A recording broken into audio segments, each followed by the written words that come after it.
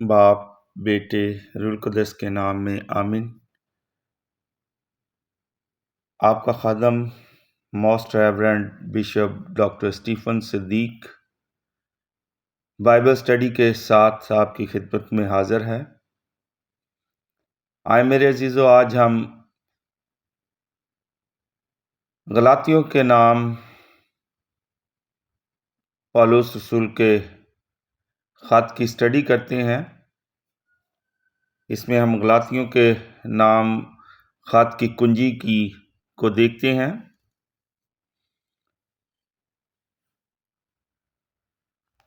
اس خط سے مقدس پولس کی شخصی اور پاسبانی زندگی پر بھی روشنی پڑتی ہے۔ پولس رسول اپنی رسالت اور تعلیم کا دفاع کرتا ہے۔ ابتدائی کلیسیا کا اہم ترین تعلیمی اور پاسبانی مسئلہ یہ تھا کہ مومنین موسوی شریعت پر عمل کریں یا نہیں۔ خداوند یسوع مسیح نے شریعت کی غلامی سے آزاد کیا اور روح القدس میں نئی زندگی گزارنے کی تعلیم دی۔ پولس رسول جھوٹے استادوں اور گمراہ کرنے والے خادموں کی پیروی کرنے پر اپنے پاسبانی غصہ کا اظہار کرتا اور مومنین کو سچے ایمان اور انجیل پر عمل کرنے کی ہدایت کرتا ہے۔ خط کی ترتیب کچھ یوں ہے: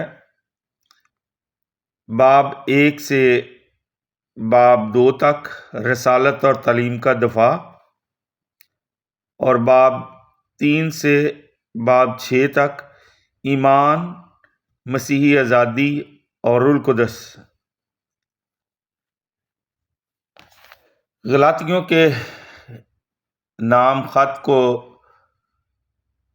پروٹسٹنٹ بائبل میں غلطیوں کے نام خط پڑھا جاتا ہے۔ ابھی اس خط کے مصنف اور ماحول کو دیکھتے ہیں۔ پطرس پہلے سے ہی غیر یہودیوں کے پہلے گروہ کو مسیحی جماعت میں شامل کر چکا ہے۔ آپ اسٹڈی کریں اعمال 10 باب، اس کی پہلی آیت سے 48 آیت۔ پولس اپنی ساری قوت اور خداداد صلاحیتوں کے ساتھ ترکی کے گرد و نواح، یونان اور بہت عرصے پہلے روم میں غیر یہودیوں کو انجیل کی بشارت دینے کے لیے اپنے آپ کو وقف کرتا ہے۔ غیر یہودیوں کی تبدیلی اور مسیحیت کی قبولیت یہودی مذہب سے آنے والے مسیحیوں کے لیے بہت زیادہ سوالات پیدا کرتی ہے۔ کیا انہیں ساری یہودی شریعت کی تابعداری کرنے کا پابند ہونا چاہیے؟ اور خاص طور پر ختنہ کی رسومات اور قوانین اب سے لے کر کیا دونوں یہودی اور غیر یہودی مسیحیوں کو اکٹھے ایک ہی یوخرستی میز پر قبول کرنا چاہیے؟ دوسری طرف یہ کہ یہودی جو مسیحی ہو چکے ہیں، کیا اب بھی انہیں اپنے آپ کو موسیٰ کی شریعت کی تابعداری کرنے کے لیے پابندی سے وقف کرنا چاہیے؟ انہیں کس حد تک آزاد رکھا جا سکتا ہے؟ یہ حقیقی معنوں میں تمام قوموں کو قبول کرنے کے لیے کلیسیا کے دروازوں کو کھولنے کا مسئلہ ہے۔ پولس رسول نے ترکی کے مرکزی علاقہ میں انجیل کی منادی کی، جو غلاطیہ کے نام سے جانا جاتا ہے، لیکن پولس رسول کی وہاں سے روانگی کے بعد بعض لوگ یہودیہ سے آئے۔ ممکن ہے کہ ان کا تعلق یروشلم سے ہو۔ انہیں بظاہر یہ ثابت کرنا چاہیے کہ پولس رسول کی تعلیم نامکمل ہے کہ وہ غیر یہودی جو مسیحی ایمان کو قبول کرتے ہیں، انہیں موسیٰ کی شریعت کو قبول کرنا اور اس کی پیروی کرنا چاہیے، اور خاص طور پر ختنہ کی تعلیم اور رسومات کو قبول کرنا چاہیے۔ آپ اسٹڈی کر سکتے ہیں، حوالہ اعمال کی کتاب، اس کا 15 باب پہلی آیت۔ مزید برآں کہ وہ آزادی جس کی منادی پولس رسول نے انجیل کے نام سے کی تھی، اسے کچھ لوگوں نے اخلاقی اجازت نامہ کے ساتھ الجھا دیا تھا۔ تب سے لے کر ہر شخص اپنی مرضی سے بغیر کسی پابندی کے وہی کرنے کے لیے آزادی محسوس کرتا تھا جو اسے پسند تھا۔ اے بھائیو، تم آزادی کے لیے بلائے گئے ہو، مگر اس آزادی کو جسم کے لیے موقع نہ سمجھو، بلکہ محبت سے ایک دوسرے کی خدمت کرو۔ حوالہ اسٹڈی کریں 5 باب 13 آیت۔ حالات اور ماحول کی شدت سے آگاہی پا کر سن 56 میں پولس رسول نے یہ خط لکھا تھا۔ غالباً اس وقت وہ افسوس میں قیام پذیر تھا۔ اچھا، یہ علاقے کا نام ہے افسوس۔ یہ مت سمجھے کہ یہ افسوس ہے، یہ افسوس ہے علاقہ۔ اس نے محسوس کیا کہ ان حالات میں انجیل کی حقیقی قدرت و فطرت یعنی مجموعی اوصاف سوال بن گئی ہے۔ لہذا خط بہت اہم اور بنیادی سوالات پوچھتا ہے، جیسے تم اس تعلیم کے بارے جو تم نے سیکھی ہے اور حاصل کی ہے کیسے شک میں پڑ گئے ہو؟ انجیل کیا ہے؟ جب تم نے انجیل کو قبول کیا، کلیسیا نے تمہیں کس پہ ایمان لانے اور عمل کرنے کے لیے کہا تھا؟ پولس رسول انجیل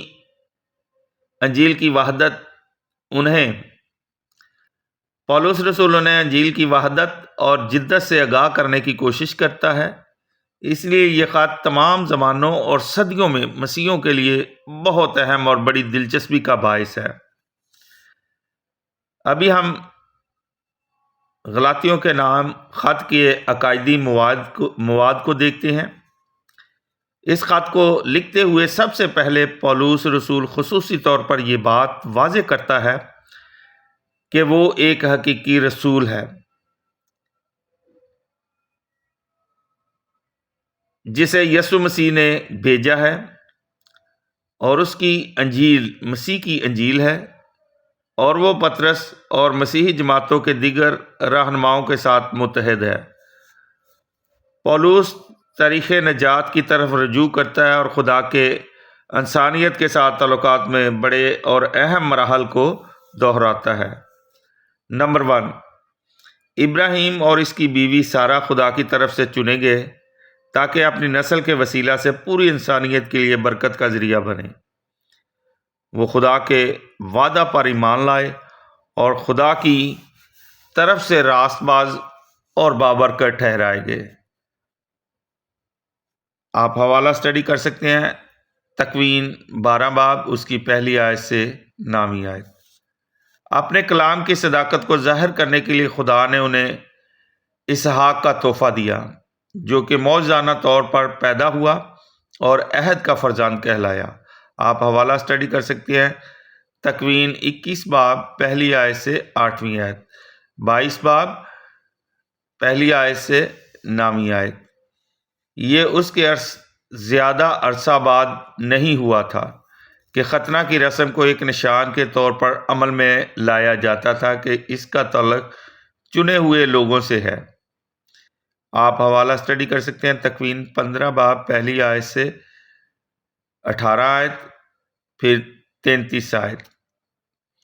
نمبر 2، بہت صدیوں کے بعد خدا نے ابراہیم کی نسل کو اپنے درمیانی موسیٰ کے ذریعے توریت دی۔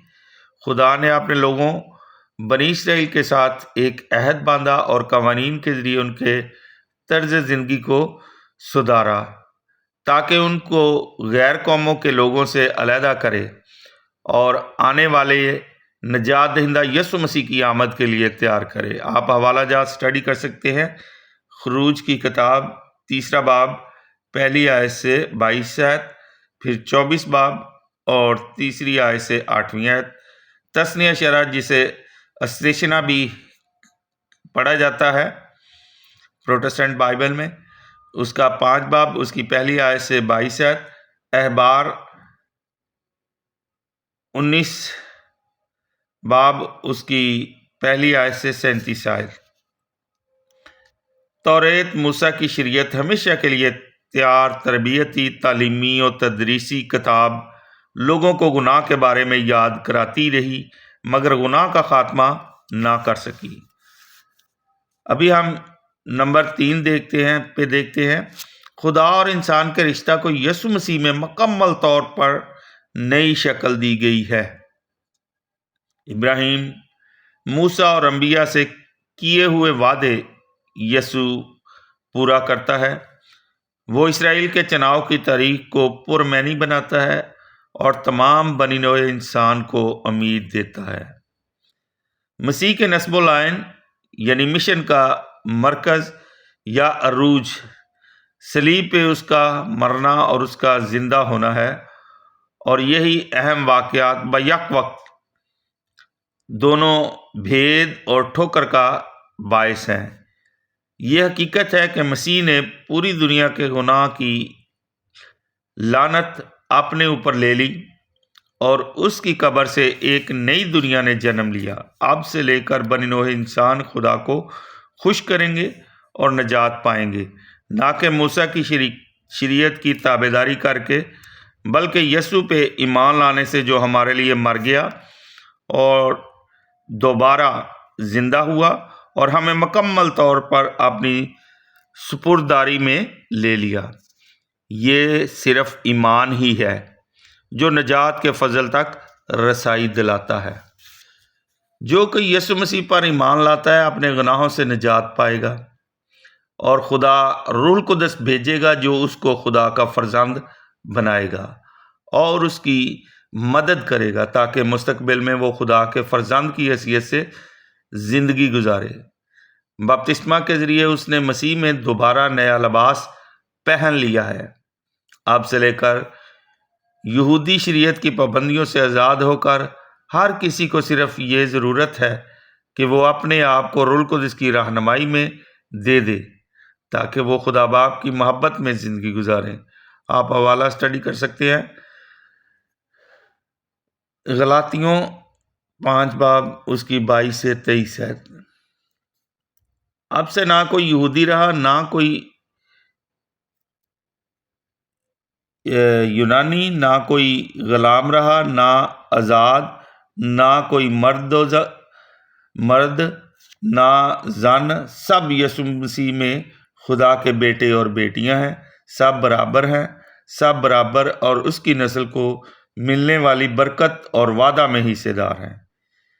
اس خوشخبری میں کسی چیز کا اضافہ کرنے کی ضرورت نہیں۔ پرانے عہد نامہ کی شریعت کی طرف واپس لوٹنے کا جواز ہی نہیں ملتا۔ ابھی ہم غلاطیوں کے خط کی ترتیب کو دیکھتے ہیں۔ پہلے باب کی پہلی آیت سے 10ویں آیت، پولس اپنی رسالت کا تحفظ کرتا ہے۔ اس کو اس کا رسولی مشن براہ راست مسیح سے ملا تھا۔ اس نے سکھایا، منادی کی، تعلیم دی کہ یسوع نے ہماری نجات کی خاطر اپنے آپ کو پیش کیا۔ وہ تعجب کرتا ہے کہ اس کی سنائی ہوئی انجیل سے لوگ اتنی جلدی پھر گئے ہیں۔ ابھی پہلے باب کی 11 آیت سے 24 آیت، پولس رسول خدا کی طرف سے چنا گیا تھا۔ اس نے براہ راست زندہ یسوع سے تعلیم پائی تھی۔ اسے بھیجا گیا تاکہ غیر قوموں کو انجیل کی منادی دے۔ دوسرے باب کی پہلی آیت سے اس کی 10ویں آیت، پولس یروشلم کلیسیا کے رہنماؤں سے ملا۔ انہوں نے اس کے مشن کی تصدیق کی۔ پطرس نے یکجہتی کے نشان کے طور پر اس سے ہاتھ ملایا۔ دوسرے باب کی 11 آیت سے 14 آیت، مسیح اس کی منادی کا مرکز ہے۔ مسیح نے وہ دیوار گرا دی ہے جو لوگوں کو جدا کرتی ہے۔ دوسرے باب کی 15 آیت سے 21 آیت، انسان شریعت کی تابعداری کرنے سے راست باز نہیں ٹھہرتا بلکہ مسیح پر ایمان لانے سے جس نے ہمارے گناہ اپنے اوپر اٹھا لیے۔ تیسرے باب کی پہلی آیت سے 5ویں آیت، غلاطیوں نے یسوع مسیح کی انجیل کو قبول کیا۔ انہوں نے پاک روح کے فضل کی لذت کا تجربہ کیا۔ تیسرے باب کی 6 آیت سے 14ویں آیت، یسوع مسیح نجات کی تاریخ کو پرمعنی بناتا ہے۔ جو بھی یسوع مسیح پہ ایمان لاتا ہے ان برکات کا حصہ دار بنتا ہے جن کا وعدہ خدا نے ابراہیم اور اس کی نسل سے کیا تھا۔ تیسرے باب کی 15 آیت سے 20 آیت۔ موسیٰ کی شریعت کا مقصد خدا کے لوگوں کی یسوع کی طرف رہنمائی کرنا تھا۔ تیسرے باب کی 21 آیت سے 29 آیت۔ جو بھی یسوع مسیح کے نام میں استباغ پاتا ہے مسیح کو پہن لیتا ہے، چاہے یہودی، یونانی، مرد، زن، ہر کوئی خدا کا فرزند بن جاتا ہے، بلا تفریق ابراہیم کی نسل اور وعدے کا وارث بھی۔ چوتھے باب کی پہلی آیت سے 7ویں آیت۔ روح القدس پا کر وہ خدا کو ابا یعنی اے باپ کہہ کر پکار سکتا ہے۔ چوتھے باب کی 8ویں سے 20ویں آیت۔ انجیل حقیقی آزادی کا وسیلہ ہے۔ مسیحی موسیٰ کی شریعت سے آزاد کیا گیا ہے۔ وہ بچپن سے گزر کر سن بلوغت میں پہنچ چکا ہے۔ خدا کا فرزند ہوتے ہوئے اب غلام نہیں بلکہ آزاد ہے۔ پولس رسول غلاطیوں کے رویہ سے غم اور غصہ میں ہے۔ چوتھے باب کی 21 آیت سے 31 آیت۔ تاکہ نکالے نہ جائیں قبول کرو کہ تم اسحاق کی مانند وعدے کے فرزند ہو۔ 5 باب اس کی پہلی آیت سے 12ویں آیت۔ فیصلہ کرنا چاہیے، عنوان ہے اس کا۔ اگر ایک مسیحی ختنہ کرواتا ہے تو مسیح پہ اور انجیل پہ اپنے ایمان سے انکار کرتا ہے۔ 5ویں باب کی 13ویں آیت سے 26ویں آیت۔ مسیحی گناہ سے آزاد کیا جا چکا ہے، وہ روح القدس کی رہنمائی اور نگرانی میں ہے۔ وہ روح القدس کی طرف سے دیے جانے والے پھل حاصل کرتا ہے۔ 6 باب کی پہلی آیت سے 10ویں آیت۔ روح ہماری ہدایت کرتا ہے تاکہ مسیح کی پیروی کریں۔ 6 باب کی 11ویں آیت سے 18ویں آیت۔ مسیح کی صلیب انجیل کا خلاصہ ہے۔ مسیح کی صلیب میں ایک نئی کائنات کا آغاز ہوتا ہے۔ میرے عزیزو، آج ہم نے پولس رسول کے خط غلاطیوں کے نام خط کی کنجی کی اسٹڈی کی ہے۔ خدا ہم سب کو اپنا کلام پڑھنے، سننے اور اس پر عمل کرنے کی توفیق عطا فرمائے، اور تاکہ ہم سب مل کر خدا کے کلام کو دنیا کے کونے کونے تک پھیلا سکیں، اور ہمیشہ کی زندگی کے لیے خدا کی بادشاہی میں شامل ہونے کے لیے لوگوں کو تیار کر سکیں۔ اس میں میری آپ سب سے گزارش ہے، میرے اس بائبل اسٹڈی کے چینل کو لائک کریں، سبسکرائب کریں، اور اپنے عزیز و اقارب اور دوستوں میں شیئر کریں تاکہ خدا کی بادشاہی سب لوگوں تک پہنچ سکے۔ خدا ہم سب کو برکت دے۔ خدا باپ، بیٹے، روح القدس کے نام میں آمین۔